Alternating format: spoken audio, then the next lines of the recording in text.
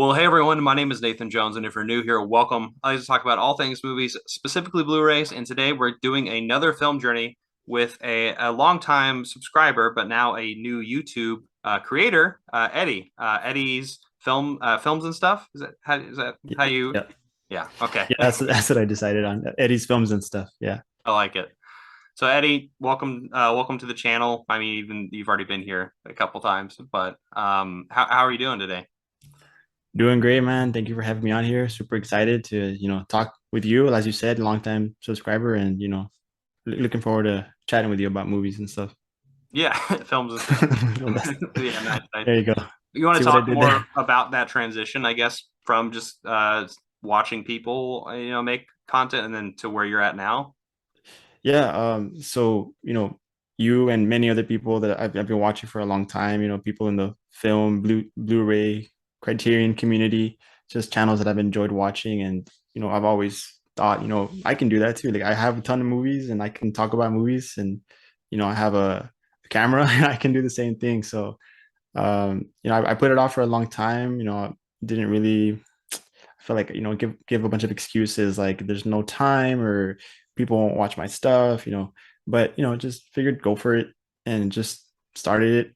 So I have a couple of videos out and just wrapped up my first month on YouTube. So so far so good. I've been enjoying it, and well, now I'm talking to you. So it's been a success so far, I would say.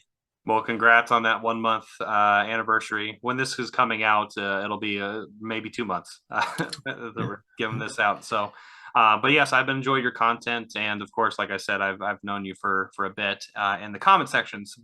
And that's a cool thing though. Like that's, I mean, I've recently had on a few people who are not necessarily people who make content on YouTube, or there's somebody on Instagram like we had last week when this is coming out, and this is just this whole community is just a really cool mix of people, and it's not just people who are making content, it's people who are like watching the content and then eventually doing the same thing. So I think that's a cool process to see kind of unfold. So anyway.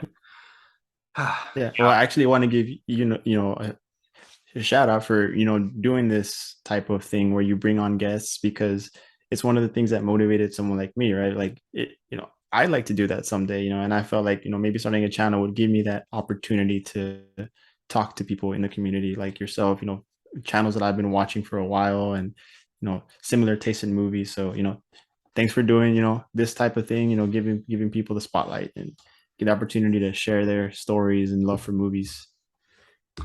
Well, that's what it's all about, and I'm thankful to have a platform like this. And yeah, honestly, I love the growth of everyone else around me, a little bit more so than honestly my own growth. So for me, it's a relationship thing, and I like that. So, but anyway, for everyone who is watching this, so if you're not keen on understanding what we normally do on this particular series, is I usually have a guest and we talk about their film journey. We talk about it from their early memories all the way up to where they're at now, and everything else in between. So before we jump into that, Eddie, what have you been watching recently? Yeah, so lately, I see a couple of days ago, I actually watched Orphan for the first time, Okay. because that new one came out, First Kill, I believe it's called, and I had never seen the first part, so I decided to check it out for the first time. So that was pretty cool. I enjoyed it. Um, Got a nice twist in it. yeah, yeah, I actually had heard about the twist many years ago, when I guess when it first came out, but even knowing that what was coming, it still was like it was pretty cool. I was very well done, yeah, and I haven't seen the new one yet, the first kill, but I plan on checking that out soon. Um, but I guess I'm on some sort of horror kick lately because the last like three movies I've seen are horror. I guess I'm just excited for like October. I am too. But I watched Christine and The Fog for the first time. Oh wow, So yeah, both yeah. incredible movies. What'd you think? I like Christine a little bit more. I thought The Fog was like, it was well done. Obviously, the atmosphere, creepy. I thought that Jamie Lee Curtis was gonna have like a bigger role, so I was a bit disappointed in, her lack of screen time, I guess. Yeah. But it was cool. I like the story. I think I probably would have enjoyed it a bit more if I would have seen it during October, just because of the time of the year and Right. it's spooky season. But it was fine. But Christine though, like I really liked. The characters were likable. I was I you hear about it on the concept of the movie. Obviously, it was a book first, and it just doesn't seem like it would make a very good movie, like a Mhm. car that has a mind of its own. But I think that John Carpenter, obviously one of the best to ever direct movies, did a phenomenal job. And um, yeah, I thought it was really good. I like it. Probably my second favorite John Carpenter movie now, What's your behind first? Halloween. Okay, Halloween. Halloween. Okay, Yeah. excellent. Even though I know in your first video that you ever one of the things that like immediately caught my eye, I'm sure you know where I'm going with this, Yeah. was that thing Steelbook, which is Yeah. my favorite Carpenter film. Yeah. Looking at it right now on the stand there. Yeah, me. Yeah. It's a nice steel book. Yeah. Yeah, that's cool. I love that. But yeah, so yeah, Carpenter. Yeah, I know it's definitely the fall season is here. Thank goodness the summer is over. Mm. um, well, who knows? It's still hot in a lot of places, but Yeah. It definitely is where I am. I'm in Texas, so it's like summer year round over here. yeah, yeah. In Southwest Missouri, it's summer for quite some time now. But I would assume here in a few weeks it'll start getting down to some fall-ish times, but who knows? Mhm. But yeah, it's good viewing to get in right before the spooky season. Yeah. There's actually one more that I want to mention because I saw it kind of as a first time watch because it's been like probably 20 years since I've seen it. So, and that's Tremors. Oh man, on the Arrow, did you get the Arrow version of that? Yes, yes. And I figured this will come up, so I had it right here. Very nice. This one right here. The only thing that sucks is that when I first bought it, I thought it was the 4K, and Oh it's only the Blu-ray. shoot. And I'm just realizing this now, like months later or however long ago I got this in release. But yeah, it was freaking awesome. It was like super fun time.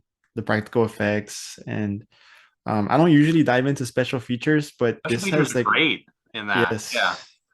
yes, the interviews, and they explain how they shot everything with like the miniatures, and it was pretty cool, super interesting, like how movies are meant to be made. And that it was just, I was like blown away by Tremors. We have like 5 stars on Letterboxd. Yeah. I mean, honestly, I feel like I think with that like Arrow release, it really did revive a lot of it for a lot of people, and because of how stacked that like set is with special features, but also like I mean, even I'm sure even the Blu-ray looks stunning, but It I did. I do know that the 4K like looks incredible. So like the work that they did on that film, it's just I'm glad that people are like looking at it again because I used to have back in the day like the DVD of like, the first four. I think it's called the Tremors Attack Pack, and it's like you know how like DVDs have that shiny side, and then normally it has the cover of it on the front. Mhm. Well, it's a double sided like because like movie A is on top, movie B is on bottom. Those double disc, which I don't miss by the way, because those are really easy to scratch. Yeah. But that's what I had. I remember the Tremors back in like I don't know, like the early 2000s DVD. So that's cool. That's a great movie. And right at Yeah. the time of summer, right? Right. Yeah. So, you want to transition into the film journey? Yeah, let's do it. Yeah. So, the question I always like to ask first is what is your earliest movie memory that you've had? Okay, so earliest movie memory. One of the first, I'll start with like a theater memory that I have. One of the first movies I remember watching in theaters was Lion King. I was probably only like a couple years old, 4, 5, I don't know. But I remember watching with my grandmother, and she took me to see Lion King. And so that's one of my first theater memories I have. And also um, Titanic. Weirdly enough, Uh, I was probably too young to be watching, that scene, or that scene, the whole that scheme, yeah, the the whole, whole yeah, thing. I think you know what I'm talking about. You've seen Titanic, which I'm sure everybody has, but those are like my early memories of going to the movie theater. But like as far as just movies in general, um, pretty much like all the Disney movies I had on VHS, like the classics, Snow White, Cinderella. the old classic Disney movies. Um, you know, I mean, all Hmm. the Disney movies. I can't name them all, but Yeah, the VH. Did you have the VHSs with them, like the yeah, clamshell cases? yeah, those clamshell cases. I had a bunch of those Disney ones, and that's pretty much like all I would watch because when I was younger, like I wasn't. I guess I was very limited to what I could watch because of like my upbringing. I guess you could say I had like a came from like a religious background, and so there was a lot of things that I was not able to watch. But so Disney was like a big part of what I watched growing up, and like the Disney, movies that would come on a Disney Channel, all that. That was a big part I of my watched a childhood. lot of those too. Yeah, a lot of that. But yeah, that's I also remember owning like um, what was it? I had like this random like copy of Ace Ventura in my collection as well, like the VHS, Nice. the VHS, and yeah, so um, Glad that those you were able to watch that alongside those Disney movies to give it a little bit of like it's like this is a taste of I guess angsty adolescence, right? yeah, just right in between Lion King and 101 Dalmatians. Yeah, that would that's a fun stretch. At least did you watch the second one early on as well? Yeah, I remember watching it but not liking it as much. It was fine. I just remember like that The rhino rhino scene. scene. That's it's the rhino scene, and I'm like, Yeah, how young were you when you watched that? Were your too. parents around? You're like, I don't know. This is Yeah, I had to watch that in secret probably. yeah. But but yeah, I mean, just owning like VHS. I had a lot of VHS tapes. Trying to think of like what else. Like I missed out on a lot of movies that a lot of people grew up with, like Star Wars, Indiana Jones. Like I didn't watch those growing up at all. I had to, I didn't watch Star Wars for the first time till like a couple of years ago, maybe like as an adult. Shoot. So, so yeah, the bulk of my childhood was like mostly Disney movies, and of course, like I mentioned, going to the theater. I guess Titanic was just so popular at the time. I guess I was allowed to watch it. Like, hey, young Eddie, like, hey, let's go watch this 4 hour movie or whatever, however long Yeah, it is. And yeah, this is totally appropriate for yeah, as a but kid. I do remember my eyes being shielded at the time. Like, no more.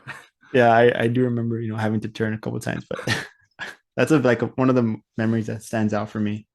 Yeah.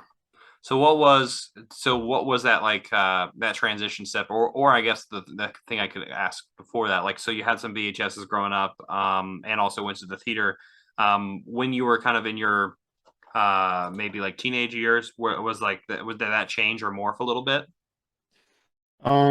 Yeah, so like I remember I guess it was like early 2000s. I was kind of transitioning into becoming like a teen. I remember like going into Blockbuster a lot. That was a big part of what I did with my family, with my dad, growing up. Just kind of like, uh, you know, renting out different movies, and I would always go to the back. Like, you know how you walk in and they'd have the front, like the I guess new New releases, releases, yeah. and then I'd always get the ones that were towards the middle of the store or towards the back of the store, like the more like I guess older titles. So I discovered a lot of movies that way, just random movies that I just would pick out based on the cover. Um, but yeah, no, I just, obviously I was able to a lot more freedom as I was growing up to decide what kind of movies I would watch. And um, but yeah, I guess I mean, Do you but remember any particular titles from those times? it's just like weird ones that you probably never heard of. No, go on, shoot.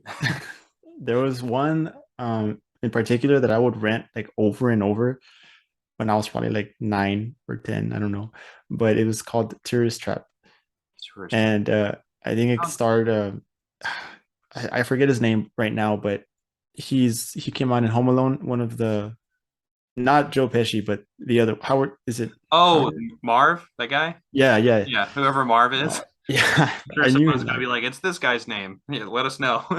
Yeah, no, but it was just this like movie where he takes his family on this like road trip, I guess, like in some sort of like RV, and I don't remember like details, but it was weird. It was weird, but it was fun at the time. I guess it entertained 9 year old me. Enough, and you want to watch it over and over again. So Yeah, and so I would rent that one, and video games here and there, and um, but what else would I rent? Trying to think. That's one that just stands out. I guess I just rented so many movies I can't pinpoint them right now, but just like too much bandwidth, too much going on. But yeah. what was there ever like a collecting bug that happened early on or anything like that? With anything that doesn't have to necessarily be with movies, but was there like a you like to collect like toys or action figures or anything like that? Um, yeah, weird. Like I would always collect one thing or another. Like I've collected a couple of things throughout my childhood. Like for example, there was a point in time where I'd buy a lot of baseball cards, and I'd also collect just like, bottle caps. I don't know why, but just random Yeah, bottle cool. caps, and like different types of coins. And um, there, as I got older, I didn't really collect movies that much. I know it all started with like VHS. I owned a couple of VHS because it was so popular at the time that I guess everybody was buying them. It was like the thing, the craze. But it did after VHS. I didn't really collect DVDs or anything like that. I owned maybe like uh, little stack of DVDs, maybe like less than 20 of them, just random movies. But um, I didn't really start collecting seriously until maybe 3, 4 years ago. That's when I really started probably going too overboard and What? No. with the blind buying and getting into Criterion and all that. So that wasn't until like maybe 3, 4 years ago where I started going into like Blu-ray. So I didn't have that problem of having to like upgrade all my DVDs to Blu-ray because I didn't own any DVDs. Now I'm just having to upgrade Blu-rays. I was very similar to you, but I did have like maybe a couple hundred DVDs. Like I didn't, which is a decent amount, but at least I didn't have thousands like I do now with Blu-ray. So like yeah, I'm like I can't upgrade all this to 4K. Like I have enough 4K and I can add more, but like it has to depend. But I'm glad I didn't have that problem either. But you're talking about collecting Blu-rays, right? About 3 years ago, right? Was there anything before that maybe like in your late teens, early 20s where you started like going maybe the movies more or like any kind of those types of things where you started getting more interested in the medium itself? Yeah.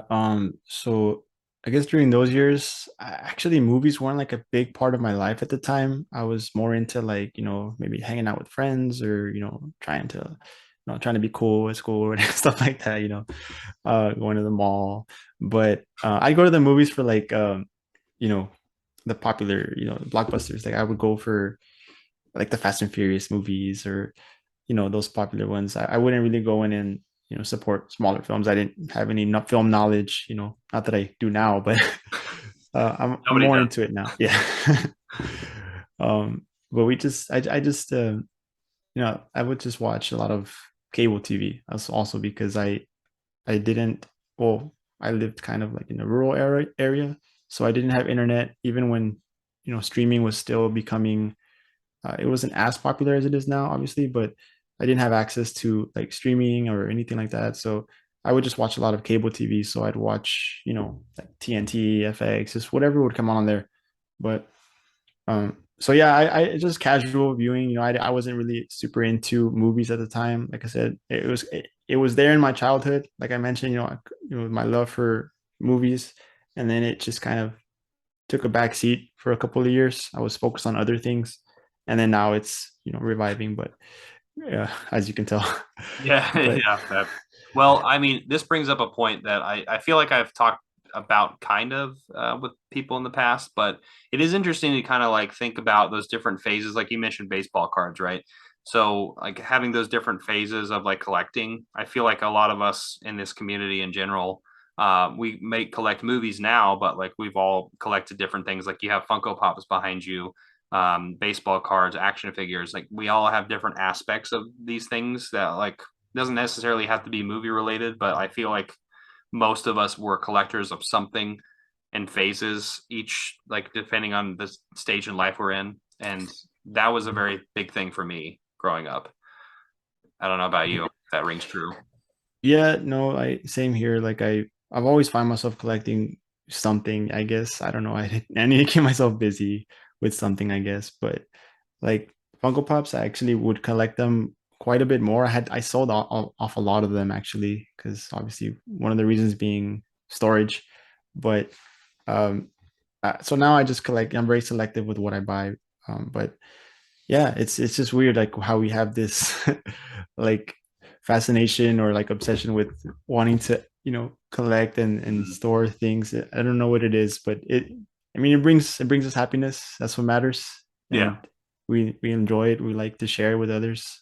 So was there anything else that you collected also? Like you said, um, Yeah.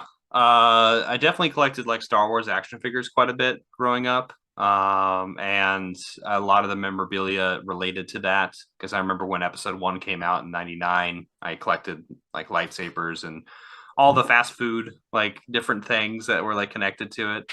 yeah, Like KFC had like this whole I have a box over there in my closet of those different heads that are from different characters in that movie. But stuff like that.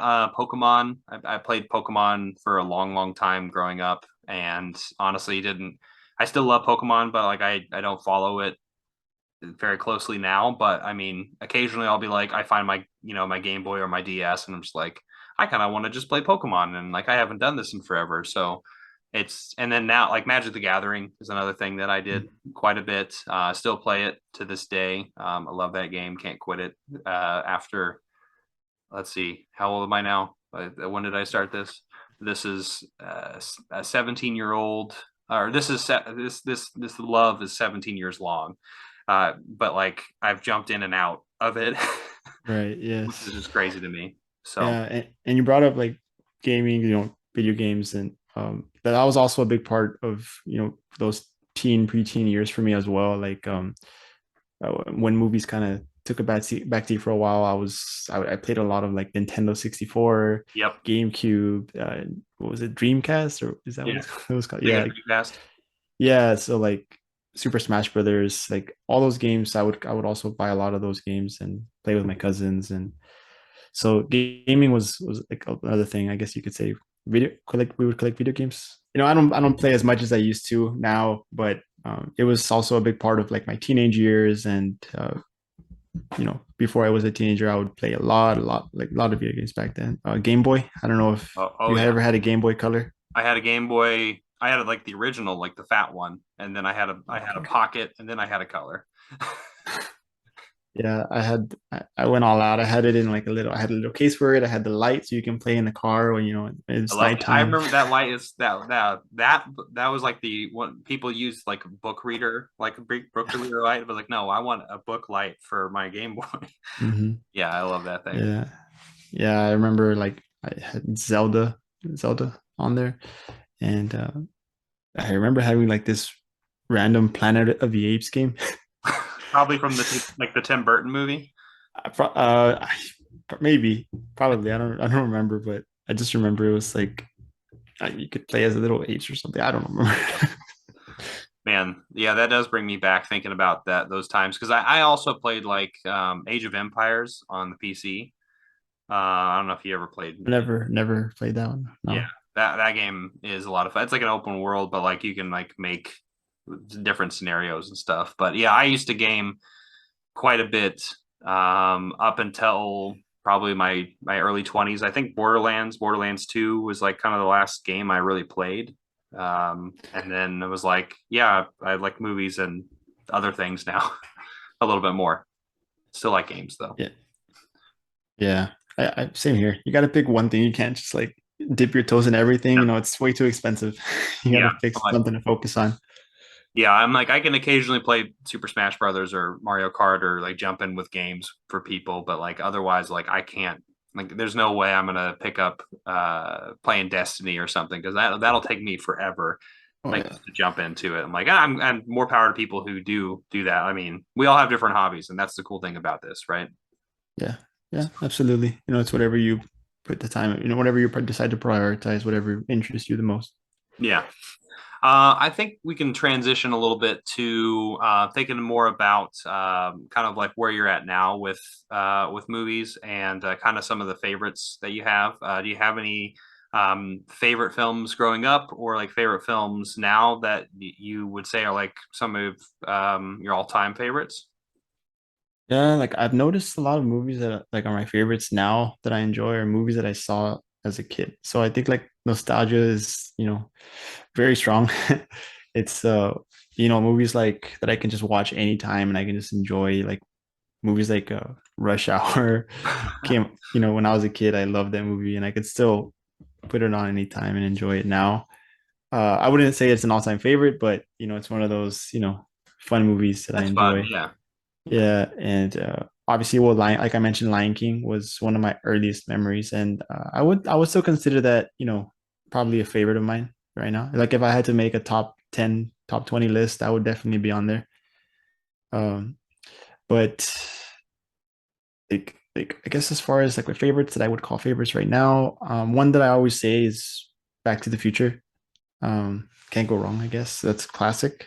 I think that's a fun movie that anybody can enjoy. I really like Dazed and Confused.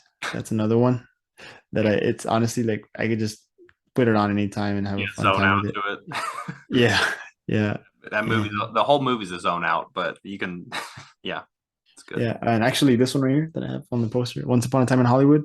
I don't know what it is about that movie. It just became like one of my favorites as soon as I watched it. Just I can just Tarantino is actually probably one of my favorite directors, if not my favorite, and I think that's my favorite of his. I don't know why, but that's probably that, and I would say like Django was probably second. But yeah, and then what else? I don't know. It's interesting that you brought up Tarantino, who, because I mean that's where I was going to transition into directors and stuff, but yeah. Now you mentioned like I don't know why it's my favorite, right?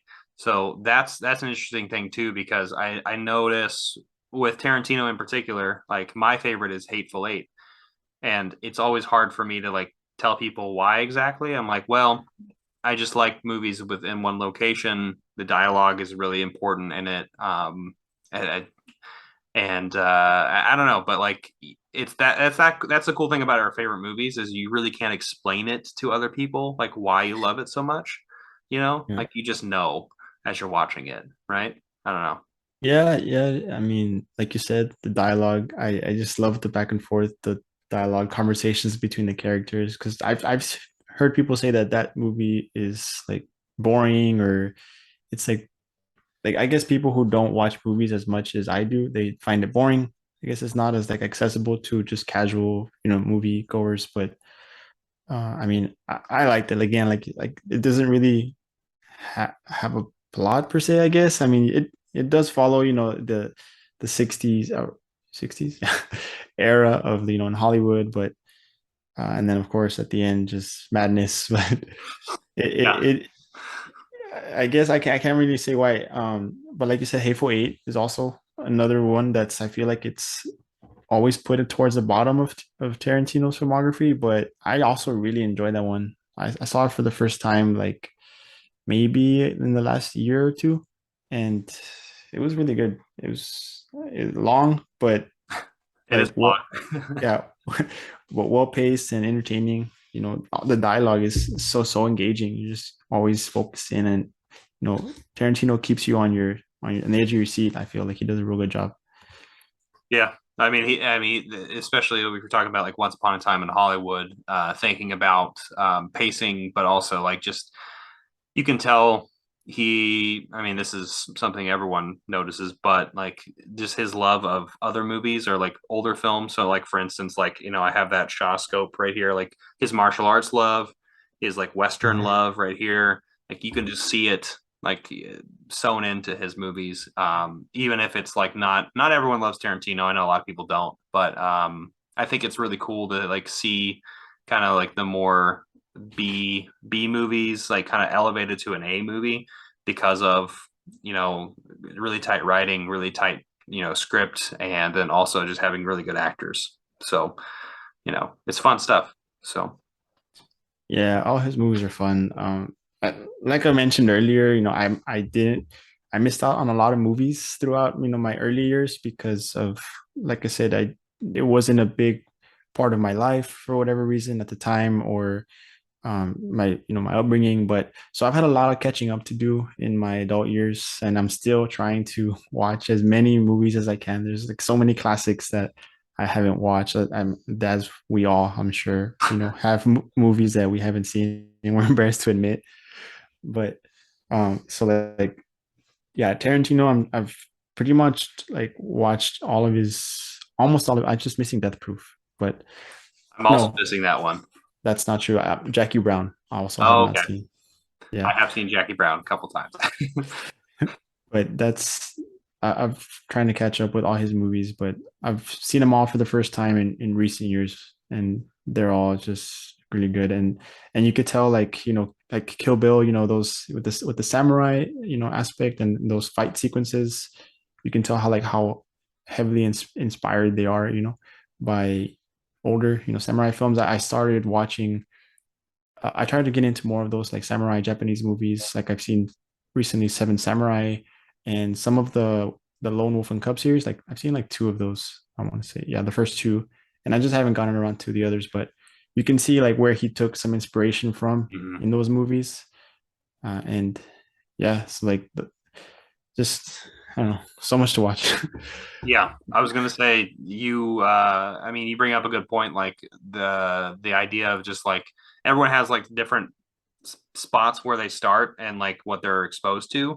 And because of that, there's and it doesn't help that people on this platform in general on YouTube and our neck of the woods are talking about different things. And like that helps us be like, oh, I want to check that out. And then you keep going down these different things. But like I'm Mhm. glad stuff like Criterion's a really great example because he brought up several titles from that particular label. That's a great like that's where I started really exploring different worlds that like I'm not normally exposed to, just like watching Fast and the Furious, Mission Impossible, the big blockbusters type stuff that we have. But yeah, no, I think it's really awesome that you're still fresher into a lot of these different worlds because it's a cool experience. And also like everyone takes things differently because of what their background is, so that's also interesting to me to kind of see where people are coming from.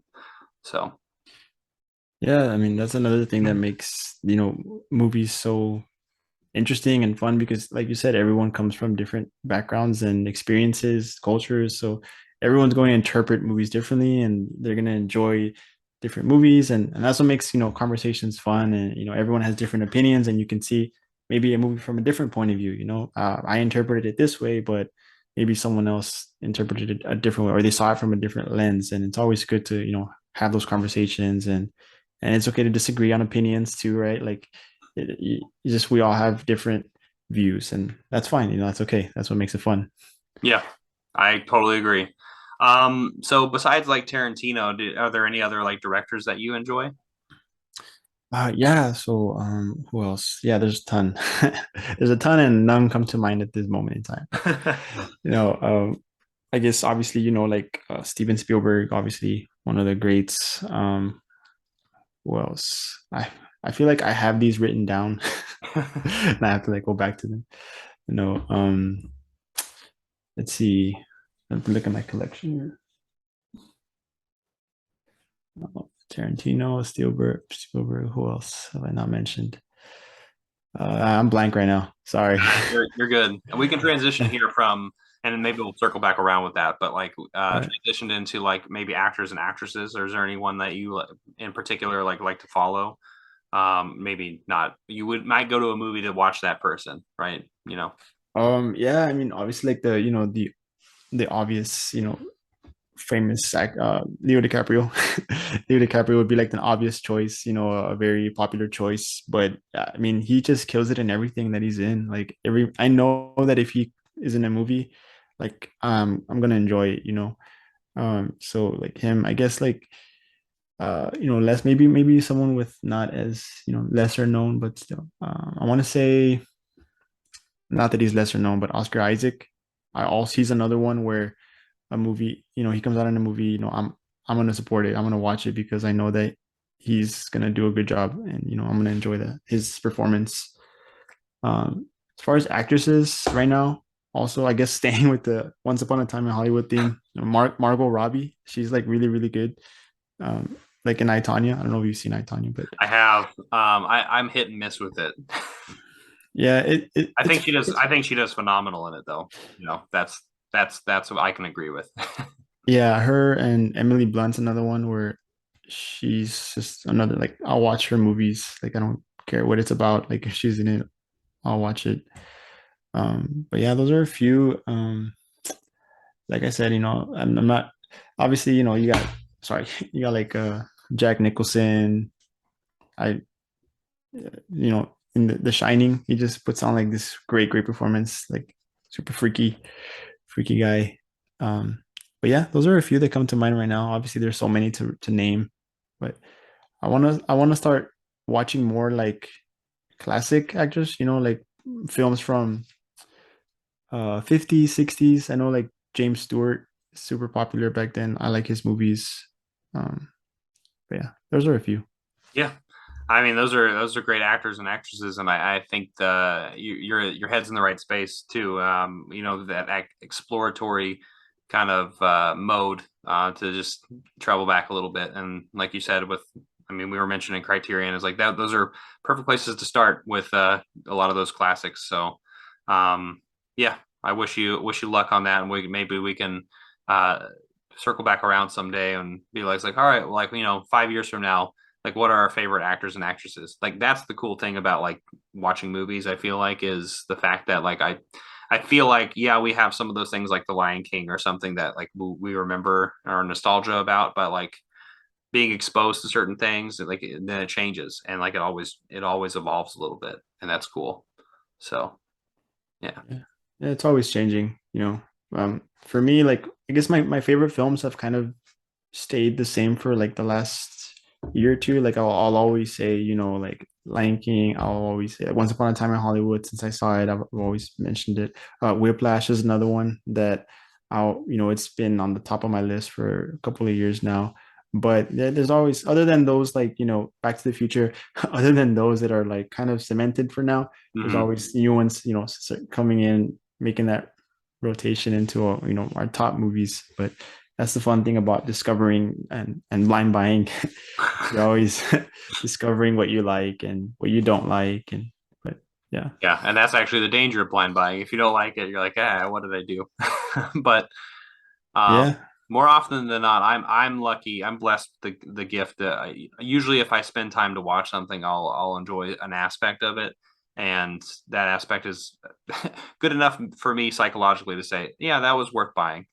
So, but um, thinking about, I know you mentioned Tarantino and Spielberg, but if you could think about like being in like a one director's film, or even like starring alongside maybe an actor or an actress, who would that be? Oh man. Like living or currently or any. Either of that, any of that. Mm, I think, I mean, I guess I've been watching a lot of John Carpenter's films lately.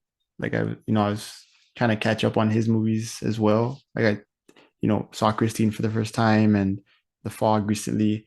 So I think that would be pretty cool. Like one of, something like horror related, John Carpenter working with like, um, well, the thing, with known for its like practical effects, Mm-hmm. just being around that sort of like environment, people, those practical effects and that horror, the atmosphere. I think that would be pretty cool.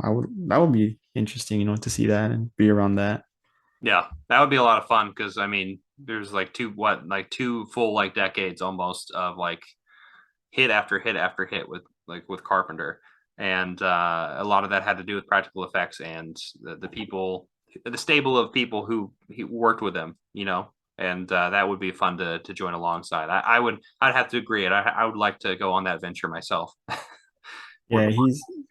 Yeah, he's I'm trying to catch up with his filmography, and he's honestly becoming like, also we mentioned directors. I couldn't think of any, but now that we bring him up, he's actually, pretty up there for me. I love pretty much everything I've seen from him, from Halloween, The Thing, Christine. Um, The Fog was probably, in my personal opinion, was probably towards the bottom of that list, but still an enjoyable movie. And the score, fantastic.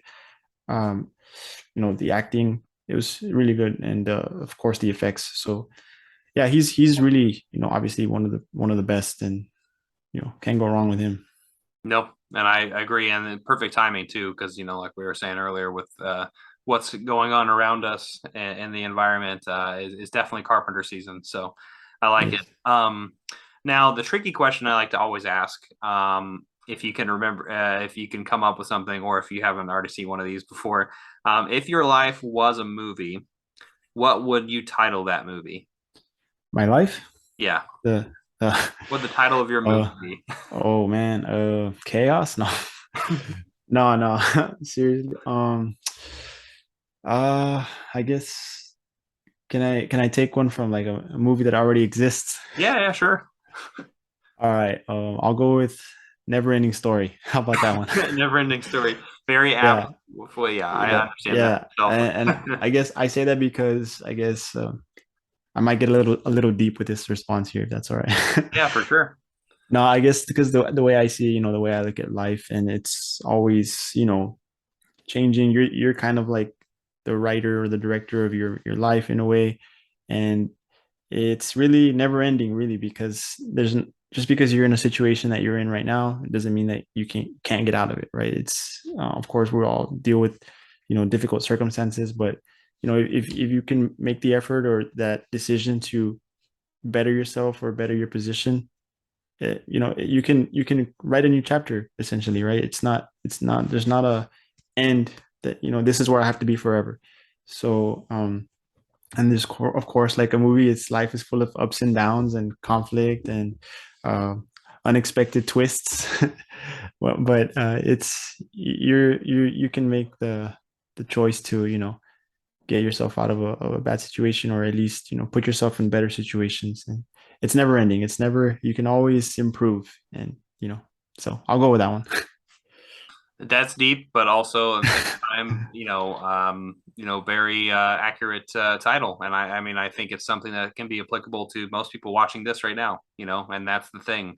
I mean, that's kind of the beauty of it all, right? Too, because you can be that director yourself, or the writer, or however that looks like, if you're modeling it after, like, hey, this is a movie, you know. Yeah. But yeah, so I appreciate that answer, and I like that title. So Thank you. Thank you. as we're kind of like, putting all this kind of together, what would you say about this medium in particular has changed your worldview or outlook on life? We're talking about like what, specifically, like Movies, movies, film, YouTube, yeah. okay, movies. Um, yeah, so I mean, it's just like provides, an escape, we can, you know, always to open, when you're discovering new films and movies, it gives you that, different perspectives and different points of view.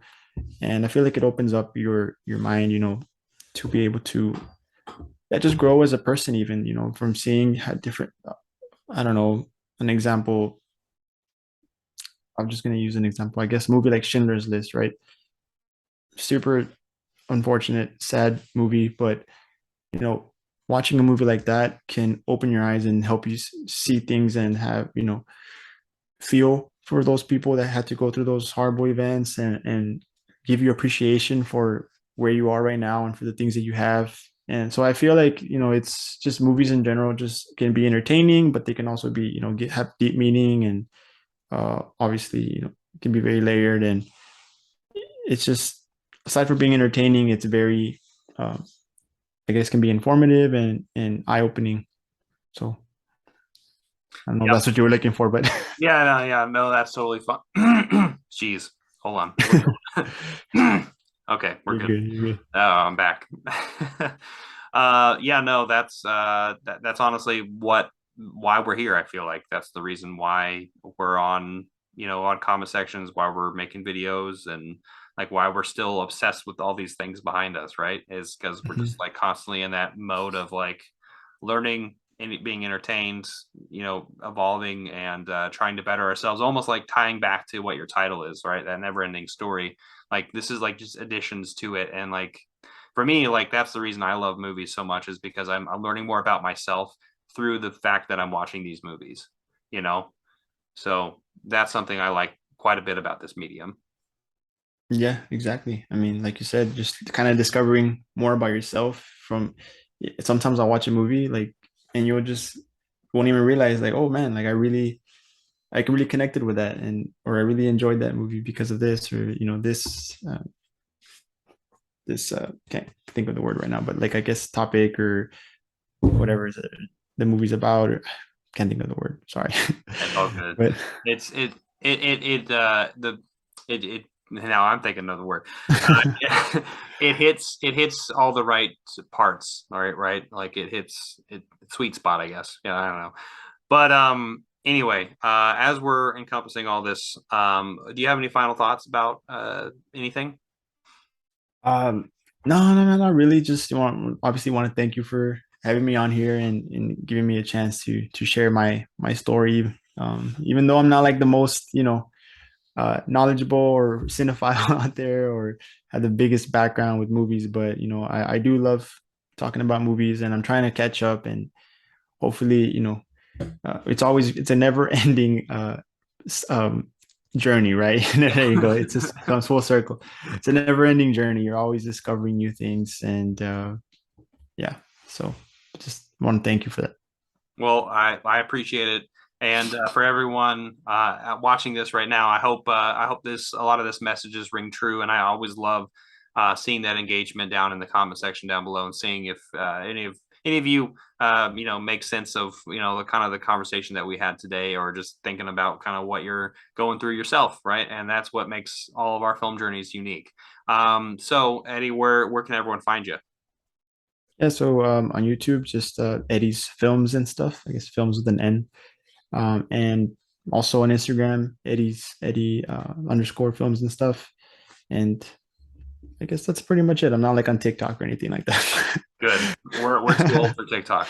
Yeah. So YouTube and Instagram, Eddie's films and stuff.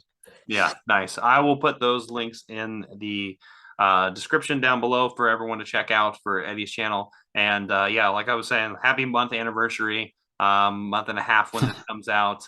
This is awesome. I hope for much more growth for yourself and for the channel, and also I'm just excited to see what comes next for you. Well, thanks, Nathan. Appreciate that. Yeah.